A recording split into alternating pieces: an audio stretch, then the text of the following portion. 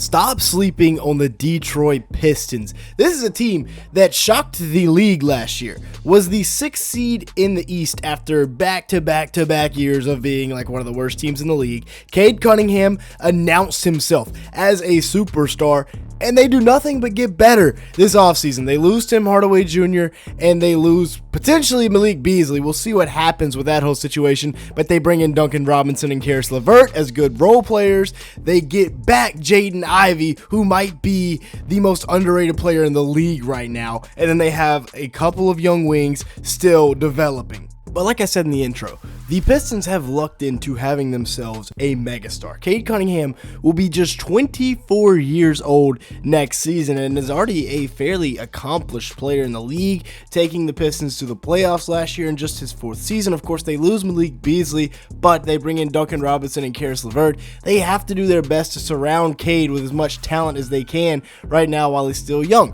because they want to obviously develop a roster around him. He is the perfect piece to develop around. 6'6", 215-pound frame, pick and roll specialist at the point guard position that makes everybody around him better. However, he doesn't have a true number 2 option right now. He averaged 26 a game with 9.1 assists, 6.1 rebounds, and 1 steal last year, shooting 47% from the field and 36% from 3 on 7 attempts per night. He's a guy that, like I said, makes the entire team around him better, and he is currently on a 5-year, $270 million contract, so he is locked up for the foreseeable future. However, the Pistons only have one big-time contract. They still have a lot of rookie deals on the books, and looking at their cap space, they are still $30 million under the first apron and $42 million under the second apron. That's an entire max contract below the first apron, so they could really go out and make a move and try to get Cade some help. But looking at his career trajectory, he's just gotten better every single year. His efficiency continues to go up through the roof. If he can get up to 38% or so from 3 next year, he'd be one of the best players in the league. He's already one of the best players in the league. I think he is low-key a top 25 player in the league. That really shouldn't be a discussion. He's coming off a year where in the playoffs he averaged 25 a game with 8.7 assists, 8.3 rebounds, and 3.1 stocks. Yes, he only shot 43% from the field and 18% from 3. That was a weak point for him in the playoffs. However, he was getting hounded that entire series by 2 of the best perimeter defenders in the league, and he held his own. I mean, he averaged 25, 9, and 9 on decent field goal percentage in the playoffs, I guess you should say. But they got to find him a costar. That costar may very well be Jaden Ivey, who is an elite young scorer, but we were kind of robbed of his season last year. He missed 52 games after playing the first 30, went out for the rest of the year with an injury, and we didn't get to see the Pistons at full strength really for most of the entire year. Jaden Ivey and Cade Cunningham could be that 1-2 punch. However, I don't know if it's going to work out because Ivey at the 2 is only 6'4". Now, he does have a 6'10 wingspan, so he is allowed to play a little bit taller than 6'4", and he averaged almost 18 a game with 4.1 assists, 4 rebounds, and a steal in 30 minutes while shooting 46% from the field and 41% from beyond the arc on 5 attempts.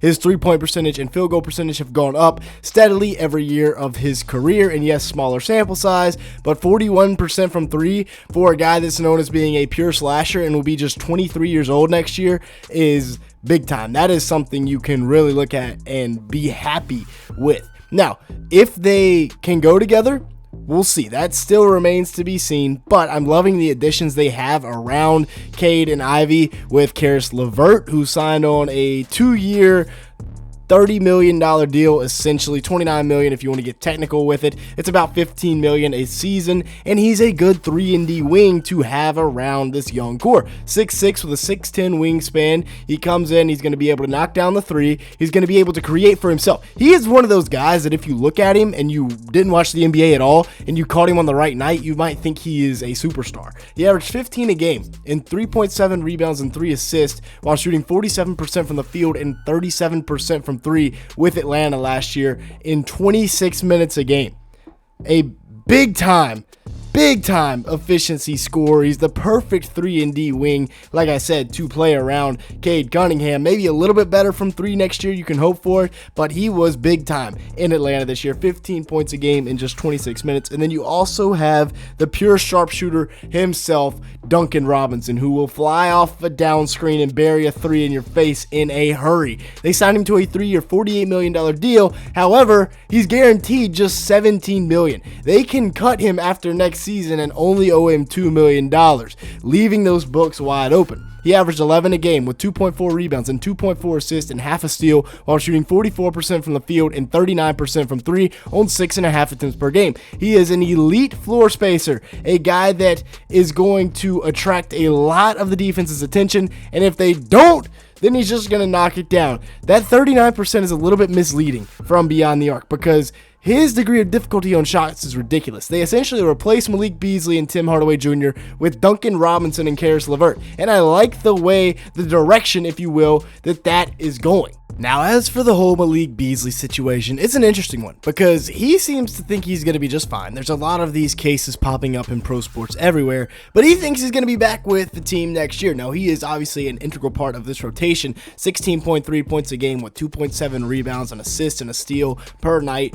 43% shooting from the field, 42% from 3 on 9.3 attempts per game. That is a ridiculous mark. Second in 3-pointers made this season, only to Anthony Edwards, and he missed out on leading the league by 1 3-pointer made. He is an unrestricted free agent currently while everything is being investigated.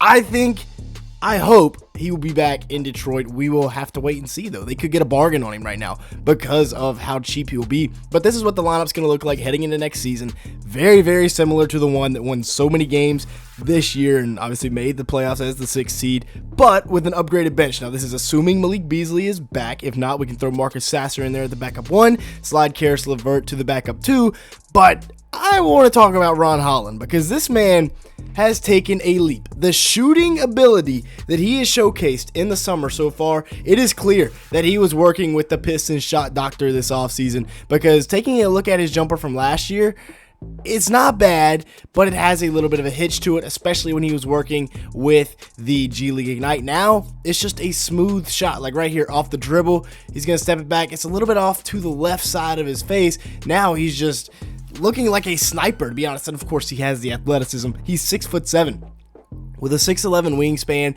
and can jump out of the gym and run like a cheetah. But I mean, he is hitting step back threes. He's getting into his bag and cooking. Playing in the summer league in year 2, I think, was one of the best things that could have happened to him. You see the stats from last year, played 81 of the 82 games and averaged 19 minutes a night, shot 47% from the field, but 24% from 3. Teams didn't even have to guard him on the perimeter. So getting him a 3-point shot could be huge for the Pistons. And then you also have Azar Thompson, who is a fantastic defender, 6'7" with a 7-foot wingspan and can shut things down on the perimeter. Look at him come all the way across this play and get the block, trailing Zach LaVine here. LaVine gets to the step back and he still gets the block. And then right here, he gets beat back door, but he's able to recover like nobody's business. 10.7 points a night, 5.1 rebounds, 2.3 assists, and 1.7 steals in 23 minutes a game. Shot 54% from the field and 24% from 3 on 8 attempts, or 0.8 attempts a night, excuse me. Azar Thompson is not taking 8 threes a night, but watch him lock up the eventual league MVP right here, Shai Gilgeous-Alexander. Loves to draw fouls. He's not able to get a foul drawn on Azar Thompson. Great contest on the fall away right there. Gets beat momentarily, recovers, gets the block, gets the steal. We're going the other way. They also have Tobias Harris, who we didn't even talk about, is a really big piece of that starting lineup as kind of that third option behind Cade and Ivy. With that being said, that's going to be it for today's video. But hey, stop sleeping on the Detroit Pistons. Make sure to hit the like button, leave me a comment down below, and hit that subscribe button if you did enjoy at any point. And with that being said, thanks so much for watching today's video.